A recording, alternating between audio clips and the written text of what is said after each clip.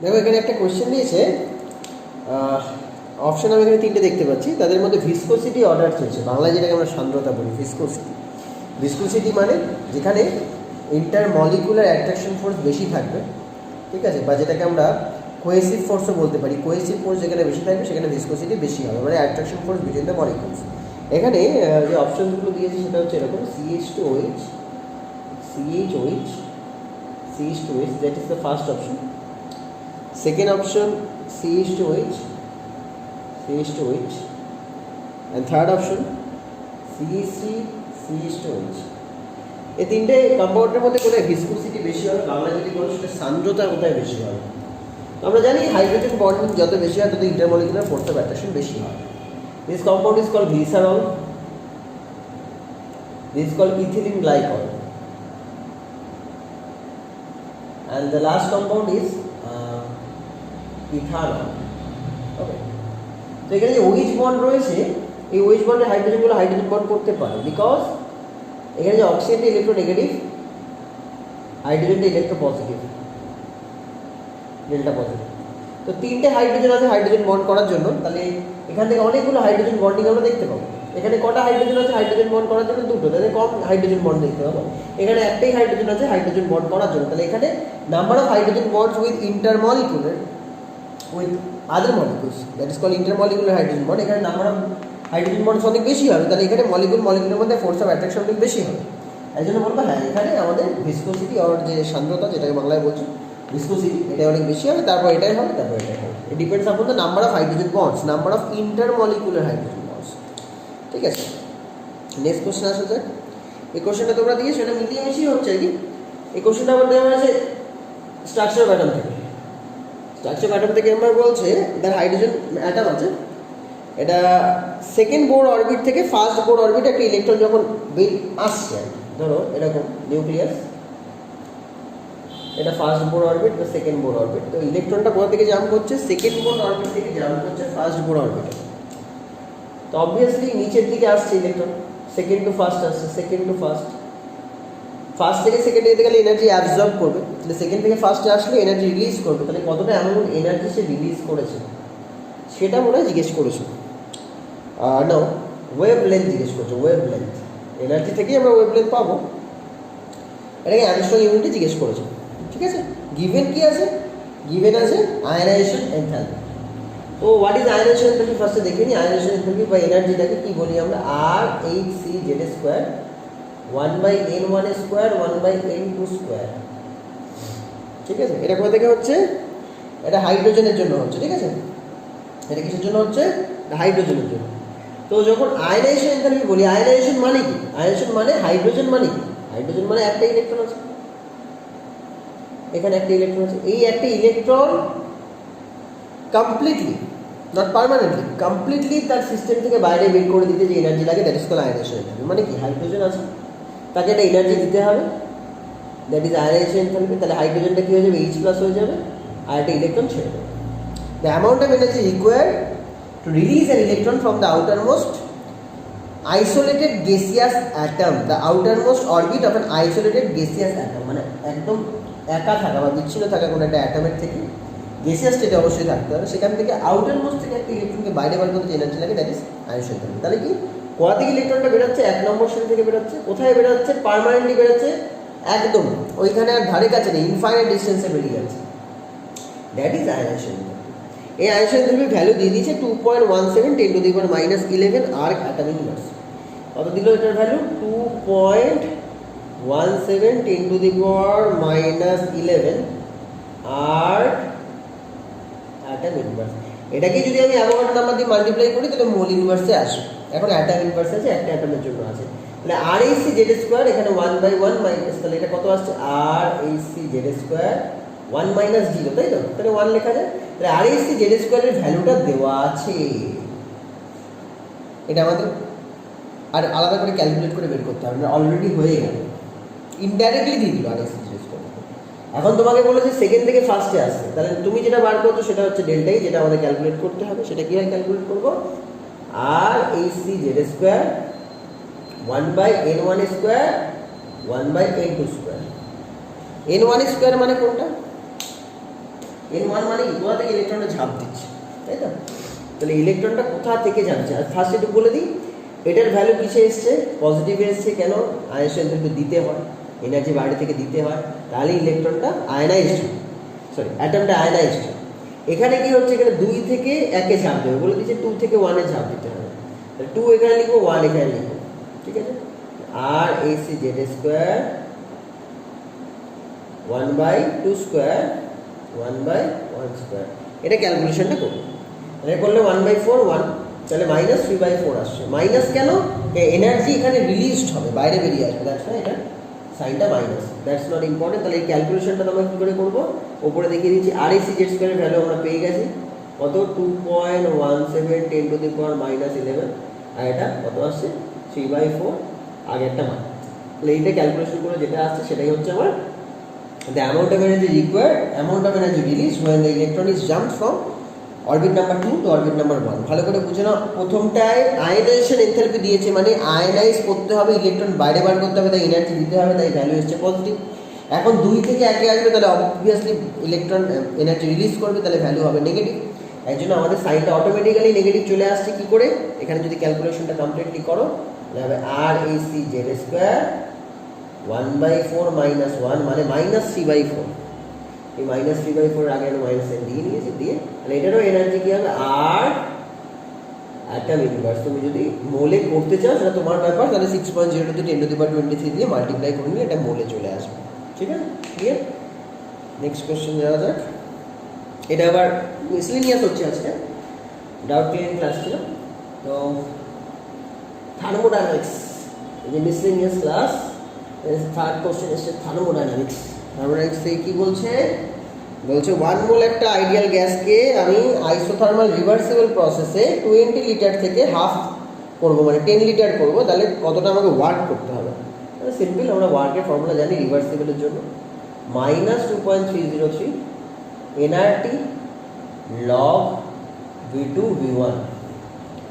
V2 কোনটা, যেখানে আমি আলটিমেটলি নিয়ে গেলাম হাফ ভলিউমে নিয়ে গেলাম, কোথায় ছিলাম 20 লিটারে ছিলাম, তাহলে এটা obviously 20, V1 initial 20 litre, V2 final 10 litre, 10 বসিয়ে দাও, ঠিক আছে? তাহলে কত আসছে -2.303। এন কত মোল গ্যাস, 1 মোল গ্যাস। এই যে ওয়ার্কের জন্য যে আর হয় সেটা জুলে নিতে হয়, মানে 8.314 জুল আর এর ভ্যালু।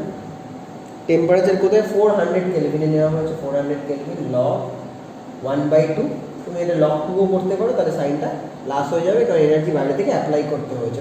অবভিয়াসলি এটার ভ্যালু পজিটিভই আসবে। লগ 2 এর ভ্যালু আমরা জানি 0.3, বাকিটা তোমাদের ক্যালকুলেশন 2.303, এটা তোমাদের ক্যালকুলেশন 8.314, 400 লগ 2 এর ভ্যালু 0.3 করে জুল মোল ইনভার্সই হয়ে যাবে, ঠিক আছে? ওয়ার্ক কেন 1 মোল গ্যাসের জন্য পাওয়া যাচ্ছে। সিম্পল ছিল কোশ্চেনটা, শুধু ফর্মুলা জানতে হবে। যখন তুমি এগুলো লিখছো এক্সামে কিন্তু মার্কস পাবে না আনলেস তুমি এগুলো সব কনসিডার করো। কনসিডার মিনস এই যে what is N, what is R, what is T, what is W R E V, N R T W R E V, V1 V2, এগুলো সব কনসিডার করতে হবে, মানে কোনটাকে কি বলা হয়। তারপর তুমি যদি ভ্যালু দিতে পারো তো আরও বেটার, ঠিক আছে? পাস। নেক্সট কোশ্চেন আসা যাক।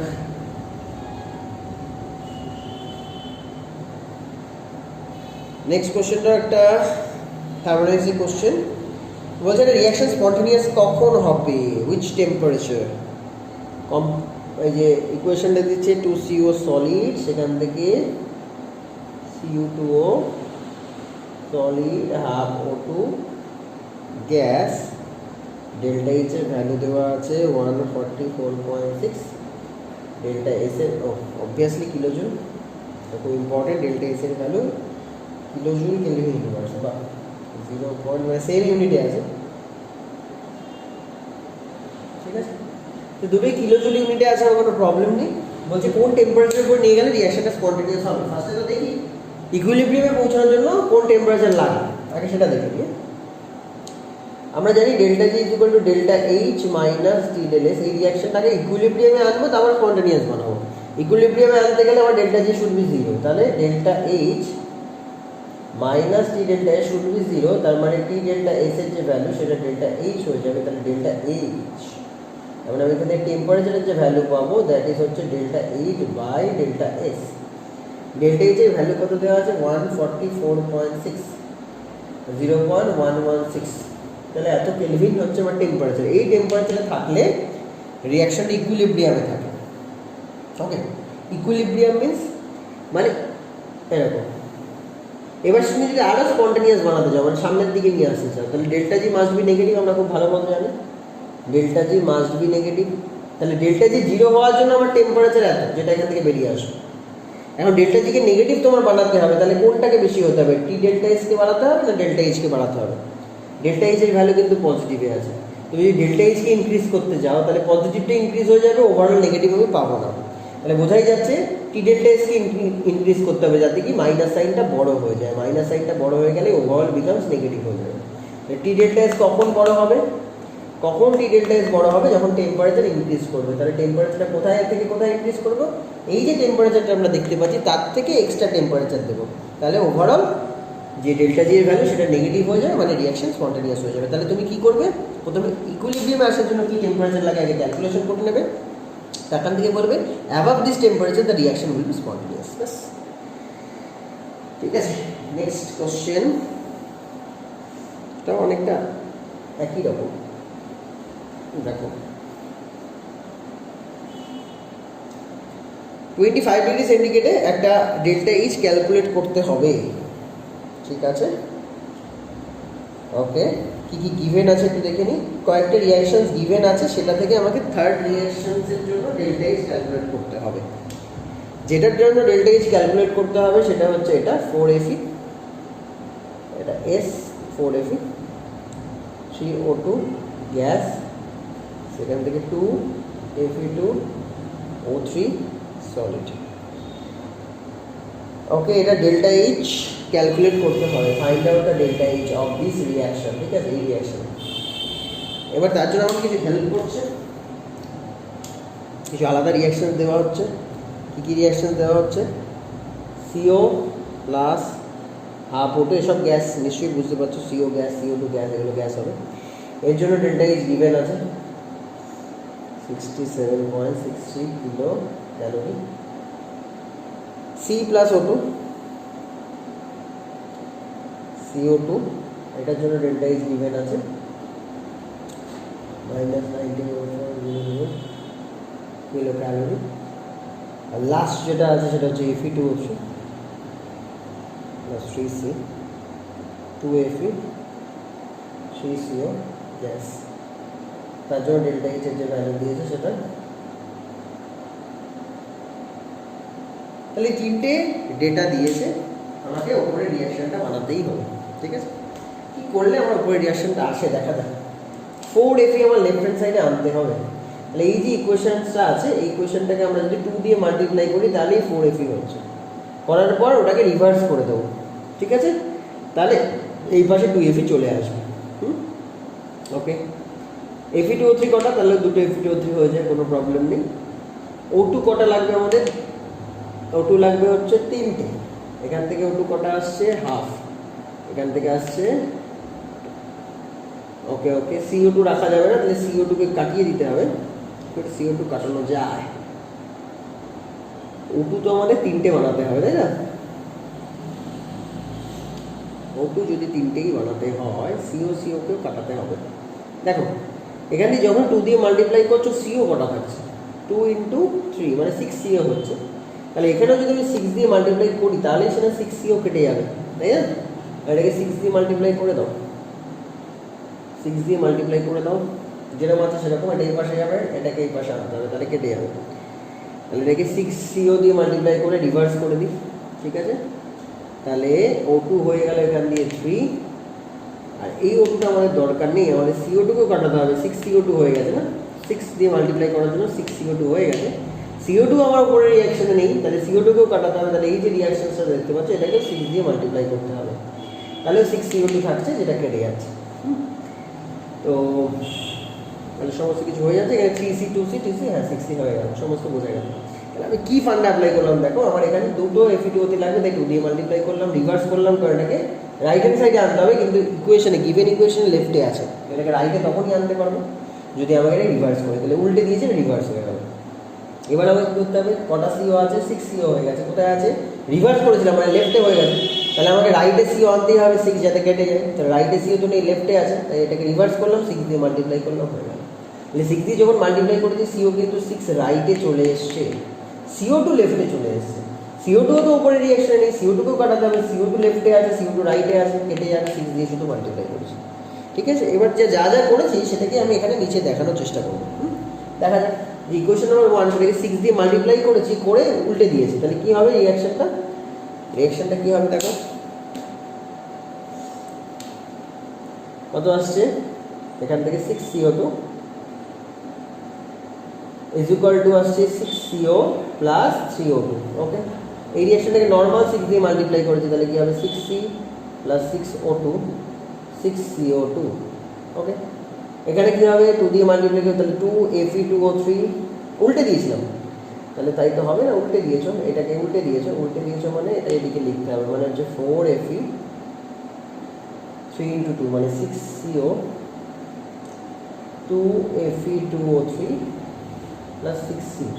এবার যে ডেটাগুলো আছে অ্যাকর্ডিংলি মাল্টিপ্লাই করবে, যেটাকে উল্টে দিয়েছো সেটার জন্য এগুলো মাইনাস সাইন হয়ে যাবে, তাহলে প্রথম এটার জন্য ডেল্টা এই যেটা দাঁড়াবে সেটা -67.63 ইন্টু 6 দিয়ে মাল্টিপ্লাই করছো, তারপর এটাও 6 দিয়ে মাল্টিপ্লাই করেছো, তাহলে অলরেডি মাইনাস ছিল 05 ইন্টু 6, লাস্টেরটা যেটা আছে সেটার ডেল্টা এইচ কত হবে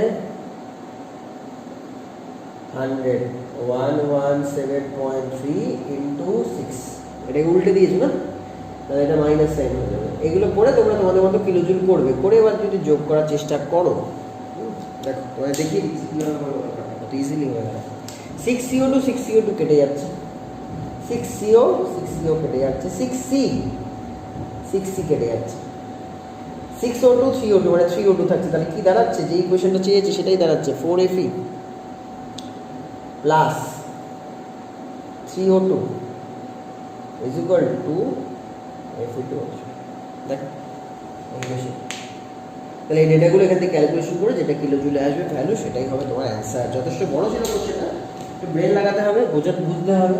এইটা বানানোর জন্য আমাকে যা যা করার দরকার করবো, কোথাও মাল্টিপ্লাই করতে হবে, কোথাও ডিভিশন করতে হবে, কোথাও সাইন চেঞ্জ করতে হবে, এটা তোমাদের করে সেভাবে বসাতে হবে। নেক্সট কোশ্চেনটা একটু অন্যরকম কোশ্চেন, যেটা এসছে বলতে পারি আমরা কেমিক্যাল বন্ড চ্যাপ্টার থেকে, the canonical structure of CO3 2-। CO3 2- তো রেজোনেন্স করে, তাহলে সেই CO3 2- যে রেজোনেন্স করে তার সেই রেজোনেটিং স্ট্রাকচারগুলো কী, that is called canonical structure. Resonating structure means canonical structure. CO3 2- আগে তো CO3 2- কী করে ড্র করতে হয় সেটা দেখো। H ইজ ইকুয়াল টু আমরা কী জানি, হাফ VMAC, এটা আমরা শর্টে করতে পারি, হাইব্রিডাইজেশন থেকে চলে আসে এই ফর্মুলা। V মানে valence electron of the central atom, তাহলে কার্বন হচ্ছে সেন্ট্রাল অ্যাটম, তার ভ্যালেন্স ইলেকট্রন কটা আছে আমরা জানি 4। অক্সিজেন কোনো মোনোভ্যালেন্ট অ্যাটম নেই, তাহলে সব 0। অ্যানায়ন কটা আছে, 2 আছে, ক্যাটায়ন ছিল না, তাহলে এখান থেকে অ্যান্সার আছে 3 মানে এটা sp2 মানে এটা সেন্টারে C থাকবে, 3টে বন্ড দেবে, sp2 তো 3টে বন্ড 120 ডিগ্রি অ্যাঙ্গেলে থাকে, সব জায়গায় একটা করে অক্সিজেন বসিয়ে দাও, মাইনাস সাইন দিয়ে দাও দুটো, আর বাদ বাকি এখানে ডবল বন্ড করে দাও, হয়ে গেল। ওকে, এখন এই ক্যানোনিক্যাল স্ট্রাকচারগুলো দিতে হবে, কেন দুটো মাইনাস সাইন, দুটো মাইনাস দিলাম তাই, ঠিক আছে। তাহলে sp2 হলো, এটা হাইব্রিডেশন থেকে আমরা পেয়ে গেলাম sp2, তারপর স্ট্রাকচার রেখেছি, এবার ক্যানোনিক্যাল করতে হবে। ক্যানোনিক্যাল মানে কি, এই যে ইলেকট্রনটা রয়েছে সেটা কিন্তু এক জায়গায় নিয়ে রেজোনেন্স করছে, এখানে আসছে, তাহলে সঙ্গে সঙ্গে এটা খুলে যাচ্ছে, কারণ কার্বনের ভ্যালেন্সি 4-এর থেকে বেশি হবে না। আমি যদি এই বন্ডটা এখানে আনার চেষ্টা করি, ইলেকট্রন পেয়ার মানেই তো বন্ড, ভালো করে শুনে নাও, দুটো ইলেকট্রন মানে একটা বন্ড মানেই নেগেটিভ চার্জ, এটা মাথায় রাখবে সবসময়, এটা মাউসের মধ্যে দেখতে হবে, ঠিক আছে, একটা কার্টুন টাইপ, দুটো ইলেকট্রনস মিনস একটা বন্ড, আবার বন্ড মানে একটা নেগেটিভ চার্জ, তাহলে এখানে নেগেটিভ চার্জ মিনস একটা বন্ড ফর্ম হলে কার্বনের 5টা বন্ড হয়ে যায়, সেটার মধ্যে পায় না, তাই একটা বন্ডকে আমি খুলে দিয়েছি উপরের দিকে, তাহলে এর যে রেজোনেটিং স্ট্রাকচার দেখতে হবে সেটা কী হবে, ওপরটা খুলে ও মাইনাস হয়ে গেছে, এখানে ডাবল বন্ড হয়ে গেছে, এখানে ও মাইনাস রয়েছে, তাহলে ডবল বন্ড একবার এখানে ছিল একবার এখানে ছিল, তাহলে লাস্ট একটা জায়গায় বাকি আছে ডবল বন্ড দেওয়ার, তাহলেই হয়ে যায়, তাহলে এখানে ডবল বন্ড দিতে হবে, এটা এদিকে খুলতে হবে, তাহলে এর যে ক্যানোনিক্যাল স্ট্রাকচার দেখতে হবে সেটা কীরকম হবে, ও মাইনাস ডাবল বন্ড ও মাইনাস, তাহলে ডবল বন্ড উপরে একবার, ধারে একবার, এখানে একবার, তাহলে 3 দিকেই হয়েছে, তাহলে 1 2 and 3 ক্লিয়ার। এই হচ্ছে 3টে রেজোনেটিং স্ট্রাকচার, এটা হচ্ছে ক্যানোনিক্যাল স্ট্রাকচার। এবারে যদি অ্যাভারেজ আউট করো, তাহলে অ্যাভারেজ আউট করলে কীরকম দেখতে হবে, COOO তাহলে কি বুঝলে ডবল বন্ডটা এক জায়গায় থাকে না, এখানে থাকে, এখানে থাকে, এখানে থাকে, তাহলে সব জায়গায় একটু একটু করে থাকে, সেটাকে বলা হয় রেজোনেটিং স্ট্রাকচার, মানে ক্যানোনিক্যাল, মানে যেটাকে বলে আলটিমেট স্ট্রাকচার আর কি। মানে রেজোনেন্স করার পরে যে hybrid, resonance hybrid, that is called resonance hybrid. এটা এটা মানে সব দিকেই আছে ডবল বন্ড। তাহলে প্রত্যেকের মাথায় চার্জ কত করে হবে? এই নেগেটিভ চার্জটা তো শুধু এই দুটোর মাথায় যে আছে তা না, সবার মাথাতেই নেগেটিভ চার্জ আছে। কীভাবে হবে? টোটাল নেগেটিভ চার্জ কটা আছে? দুটো। কটা জায়গায় ঘুরে বেড়াচ্ছে? টোটাল 3টে সেন্টারে ঘুরে বেড়াচ্ছে, তাহলে /2/3, তাহলে 2/3, তাহলে প্রত্যেকের মাথায় -2/3 চার্জ আছে। তাহলে 2/3 2/3 2/3 তুমি যোগ করতে পারো যদি প্রবলেমে পড়ো। 2/3 2/3 2/3 হিসাব মেলাবে 3/6/2, তাহলে বুঝতে পেরেছো দুটো নেগেটিভ চার্জ কী করে দাঁড়ালো। এটা that is called resonance hybrid. দেখবে এক্সামে যদি রেজোনেন্স হাইব্রিড লিখতে দেয়, হাইব্রিড মানে এমন একটা স্ট্রাকচার যেটা বোঝাচ্ছে যে হ্যাঁ আলটিমেটলি একটা স্ট্রাকচারই সব, যেটা বুঝিয়ে দিচ্ছে, দ্যাট ইজ রেজোনেন্স হাইব্রিড। আর যদি ক্যানোনিক্যাল স্ট্রাকচার বলে তাহলে 3টে ডিফারেন্ট ক্যানোনিক্যাল স্ট্রাকচার তোমাকে ড্র করতে হবে। যেরকম ধরো একটা পাখা দেখেছো, আমাদের সিলিং ফ্যান আছে, 3টে ব্লেড আছে, অনেকটা তার মধ্যে সিলিং ফ্যান যখন ঘুরছে না, তখন তুমি কোনো একটা ব্লেডকে একটা পার্টিকুলার জায়গায় দেখতে পাচ্ছ না, মিক্স দেখছো, দ্যাট ইজ হাইব্রিড। মানে এক জায়গাতেই সবাইকে দেখতে পাচ্ছ। কিন্তু তুমি যদি ওটা স্টিল পিকচার নাও, হ্যাঁ মানে শাটার স্পিড বাড়িয়ে যদি ক্যামেরায় স্টিল স্পিড পিকচার নাও, তাহলে তুমি এক সময় এক এক জায়গায় দেখবে ব্লেডগুলোকে, দ্যাট ইজ এটা। স্টিল ছবি যদি নিতে হয়, 3টে ডিফারেন্ট ছবি নিতে হয়, সেটাকে যদি আমরা ভিডিও করি, অ্যানিমেশন করি, তাহলে ওয়ান পিকচারের ভিতরে সেটা চলে আসে, that is called resonance hybrid. এগুলো canonical structures. Okay, I think বুঝতে পেরেছো। নেক্সট তোমাদের যেটা আমাদের কোশ্চেন এসছে সেটা হচ্ছে একই ক্যানোনিক্যাল স্ট্রাকচার অফ ClO4-, একই এটার মতোই হবে, আলাদা কিচ্ছু না। দেখো ClO4- এর ক্যানোনিক্যাল স্ট্রাকচার একই রকম, H = ½ VMSC আমরা করব।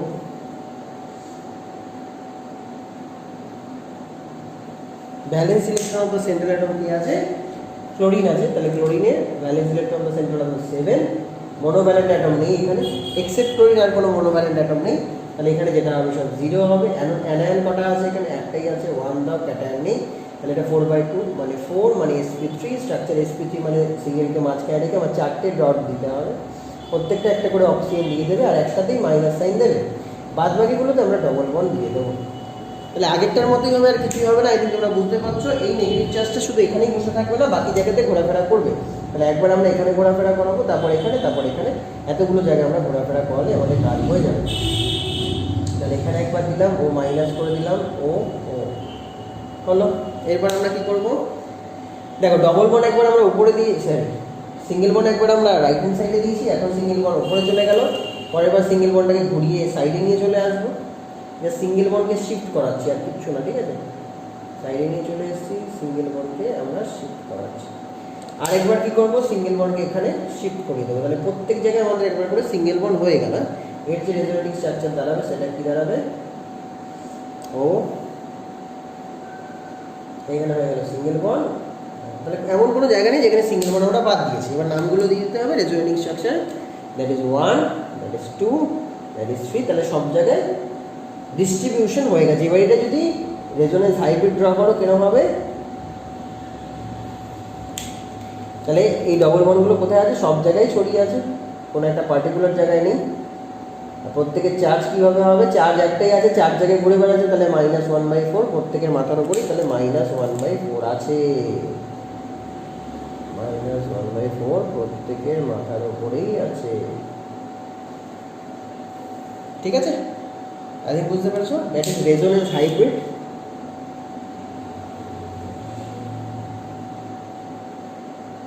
And these 4 are canonical structures.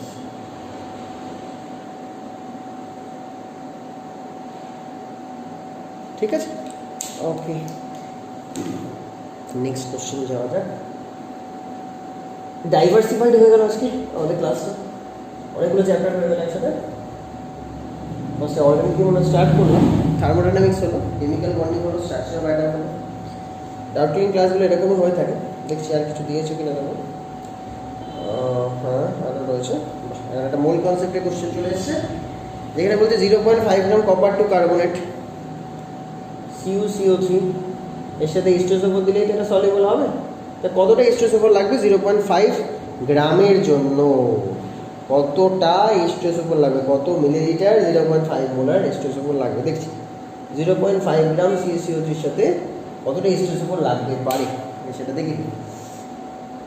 তার আগে CaCO3 যেটা আছে তার মলিকুলার ওয়েটটা আমরা আগে ক্যালকুলেট করে নিই। কপার হচ্ছে 63.5, কার্বন হচ্ছে 12, অক্সিজেন হচ্ছে 3টে আছে, তার 3 অফ 48, টোটাল কত আসছে 123.5। তাহলে 123.5 এটার জন্য আমার H2SO4 কতটা লাগতে পারে? দেখো CuSO4 হয়ে যায় আর প্লাস H2CO3 হয়ে যায়, তার মানে এক মোলই H2SO4 লাগবে। এবার 1 মোল যদি H2SO4 হতে হয় তাহলে কত গ্রাম H2SO4 হয় এটা হিসাব করে দেখবে। H2SO4 এর ক্যালকুলেশনটা আমরা দেখে নিচ্ছি। দুটো এইচের জন্য 2, সালফারের জন্য 32, 64 মানে এটা 98, তাহলে 98 গ্রাম আমার লাগবে। ভালো করে বোঝেন। তাহলে 123 এর জন্য 98 গ্রাম H2SO4 লাগবে, তাহলে 0.5 এর জন্য কতটা H2SO4 লাগবে? 98 × 0.5 divided by 123 gram. I think বুঝতে পেরেছো, কোনো অসুবিধা নেই। ওকে, এখন এটাকেই তোমাকে জিজ্ঞেস করেছে যে 0.5 মোলার H2SO4 বানাবো, তাহলে কতটা ml 0.5 মোলার H2SO4 লাগবে? খুব সিম্পল, আমার তো ওয়েটটা এখানে পাওয়াই হয়ে গেছে। এবার মোলারিটি ফর্মুলায় ফেলে দিলেই কাজ হয়ে যাবে। মোলারিটি ইজ ইকুয়াল টু আমরা কি জানি? 1000 into W2 divided by M2 into V। এই ভিটাই ক্যালকুলেট করছে, বলছে কত মিলিলিটার H2SO4 দরকার। আমি মিলিলিটারটা জানি না, আমি জানি এত গ্রাম H2SO4 দরকার। এটা ইউনিটারি মেথড করে আমার কাছে চলে এসেছে।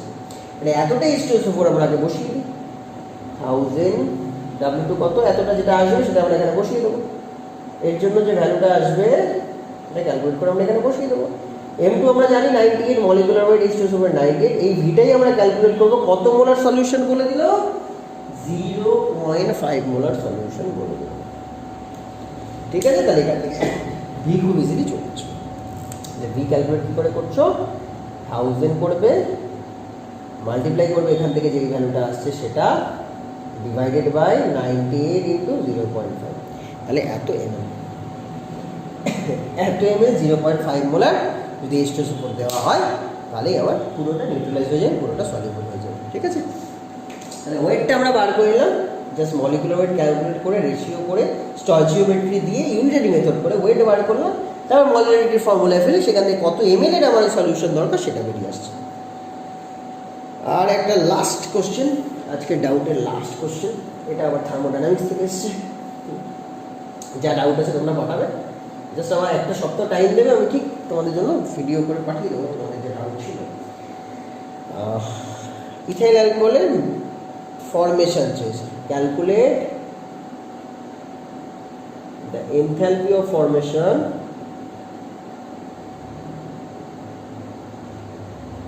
Of ethyl alcohol. ইথাইল অ্যালকোহলটা আছে তার এনথালপি অফ ফরমেশন চেয়েছে। এটাকে অনেক সময় বলা হয় ডেল্টা HF। ইথাইল অ্যালকোহল মানে C2H5OH। কীভাবে ইথাইল অ্যালকোহল বানাবো? নিশ্চয়ই কার্বন দিয়ে বানাবো। আর কি দিয়ে বানাবো? হাইড্রোজেন দিয়ে বানাবো। আর কি দিয়ে বানাবো? অক্সিজেন দিয়ে বানাবো। কিন্তু হাইড্রোজেন তো H হয়ে থাকে না, H2 হয়ে থাকে। অক্সিজেন O2 হয়ে থাকে, তাহলে হাফ O2 দিতে হবে, তাহলে 3H2 দিতে হবে, একটা কার্বন সলিড দিতে হবে। তাহলে এইটা করে আমি C2H5OH বানাবো, এটা একটা হতে পারে। ঠিক আছে, এটার জন্য যে ডেল্টা H চেয়েছে সেটা জিজ্ঞেস করেছে, তার জন্য আমার তো কিছু গিভেন ডেটা দরকার। কেন আমরা এখান থেকে বার করলাম? Because they are the original state. মানে C2H5OH এর জন্য যেই যে অ্যাটম দরকার সেই অ্যাটমগুলো তার কোন নেটিভ স্টেটে থাকে, মানে কোথা থেকে তাদের জন্ম, সেইখান থেকে তাদেরকে ডিরাইভ করতে হবে, একদম যেখান থেকে তাদেরকে পাওয়া যায় সেখান থেকে। মানে হাইড্রোজেনকে কোন স্টেটে পাওয়া যায়? H2 গ্যাস, মানে H2 গ্যাস থেকে আমাকে নিতে হবে। অক্সিজেনকে কোন স্টেটে পাওয়া যায়? O2 গ্যাস, তাহলে O2 গ্যাস থেকেই তাকে আমার নিতে হবে। কার্বনকে কোথায় পাওয়া যায়? কার্বনকে সলিড অবস্থায় পাওয়া যায়, নর্মালি নেচারে পাওয়া যায়, তাহলে এই স্টেট থেকে। ঠিক আছে, এগুলো নেটিভ স্টেট। নেটিভ স্টেট থেকে যদি আমি কোনো কম্পাউন্ডকে ডিরাইভ করতে পারি, তার জন্য যে এনার্জি রিকোয়ারমেন্ট হবে বা যে এনার্জি রিলিজড হবে, the amount of energy change, that is called enthalpy of formation.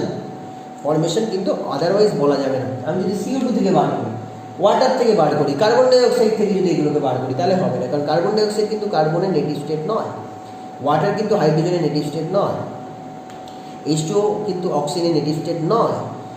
হ্যাঁ, নির্দিষ্ট বলতে বোঝাতে চাইছি যে যেখানে ওই অ্যাটমের জন্ম, আর্থে যেখানে তাদেরকে সহজভাবে পাওয়া যায়, যেটা তাদের অরিজিনাল স্টেট, যেখান থেকে তাদের জন্ম, সেখান থেকেই যদি আমি কোনো কম্পাউন্ডকে বানাতে পারি, তাহলে সেইটাকে বলবো ফর্মেশন, এবং সেই এনার্জি চেঞ্জটাকে বলবো দ্য এনথালপি অফ ফর্মেশন। ঠিক আছে, তাহলে আমাদের যে গিভেন ডেটাগুলো আছে সেই ডেটাগুলো দেওয়া যায়। প্রথমটা দেওয়া হয়েছে C2H5OH, এটা লিকুইড অবশ্যই। না, তাহলে যে ডেটাগুলো দিয়েছে সেগুলো দিয়ে দিয়েছি। C2H5OH, তাহলে যে ডেটাগুলো দিয়েছে দেখো, C2H5OH liquid obviously, plus CO2 gas, এখান থেকে পাওয়া যাচ্ছে 2CO2 গ্যাস প্লাস 3H2O। এর জন্য ডেল্টা এইচ এর ভ্যালু দিয়েছে -1368।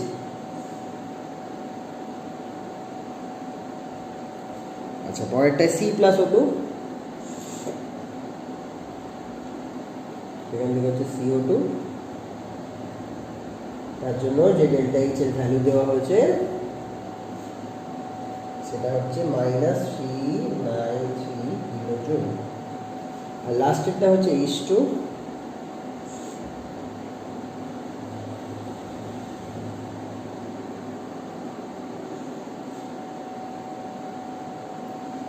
-287 কিলোজুল। কি বুঝলে? তিনটে ডেটা দেওয়া আছে, আমাকে উপরে ইকুয়েশন বার করতে হবে। এই তিনটেতেই কী করে বার করবে? দেখো, প্রথম ইকুয়েশন, সেকেন্ড ইকুয়েশনকে চেঞ্জ করার দরকার নেই, কারণ কার্বন সলিডে আছে, আমারও কার্বন সলিডে লেফটেই লাগবে, লেফটেই আছে। বাট C2H5OH আছে রাইটে, তাহলে এই ইকুয়েশনটাকে আমরা ঘুরিয়ে দেবো। এই ডেটাটা, এই যেটা আছে সেটা নেগেটিভ থেকে পজিটিভ হয়ে যাবে, এটা ঘুরে যাবে। হাইড্রোজেন আমার লাগবে কটা? তিনটে। এখানে হাইড্রোজেন আছে একটা, তাহলে এটাকে মাল্টিপ্লাই করবো আমরা, 3 দিয়ে মাল্টিপ্লাই করবো, তাহলেই হয়ে যাবে। ক্লিয়ার ব্যাপারটা? তাও তোমাদের জন্য আমি একবার নিচে করে দিচ্ছি যে ইকুয়েশনগুলো আমি বললাম ঠিক অ্যাজ ইট ইজ সেভাবে বললে হয় কি না। ঠিক আছে, তো উপরে দেখিয়ে দিচ্ছি। দেখো, যে প্রথম ইকুয়েশনটা আছে সেটাকে আমাদের অবশ্যই ঘোরাতে হবে। প্রথম ইকুয়েশনটাকে অবশ্যই আমাদের ঘোরাতে হবে, তাহলেই আমি ওই যে গিভেন ইকুয়েশন আছে সেটা পেয়ে যাবো।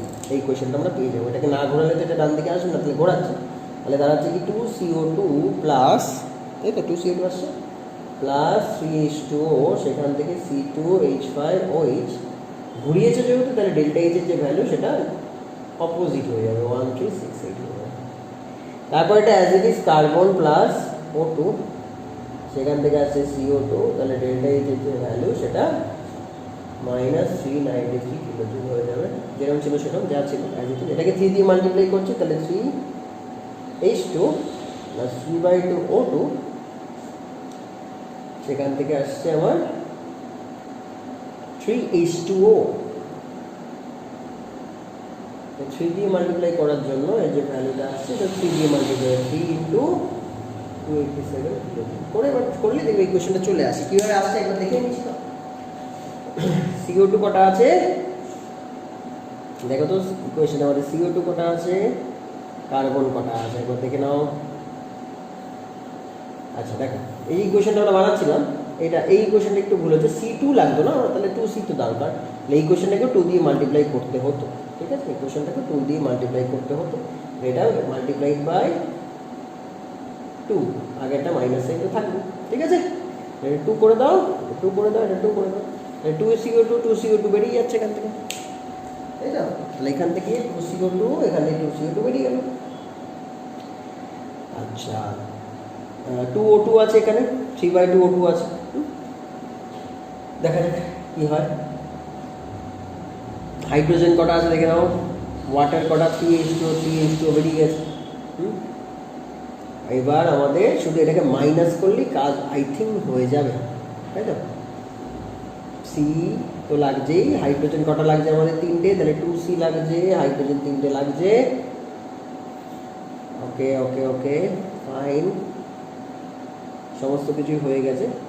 কার্বনও 2টো আছে, 3টে হাইড্রোজেনও আছে, এটা কোনোভাবে একটা মিস ম্যাচ হয়ে গেল।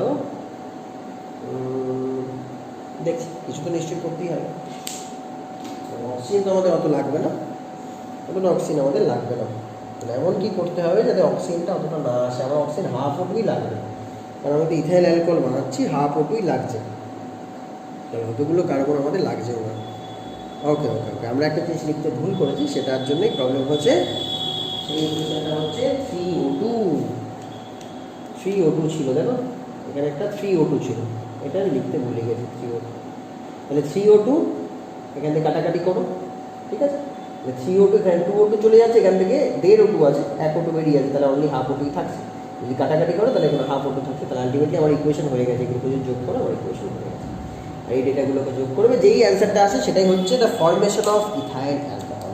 ঠিক আছে, ক্যালকুলেশন নিজে করবে, করে যেটা অ্যান্সার আসে সেটা অবশ্যই। আজকের মধ্যে যদি থাকলো তোমাদের doubt clean class, next doubt clean ক্লাসে দেখা হচ্ছে।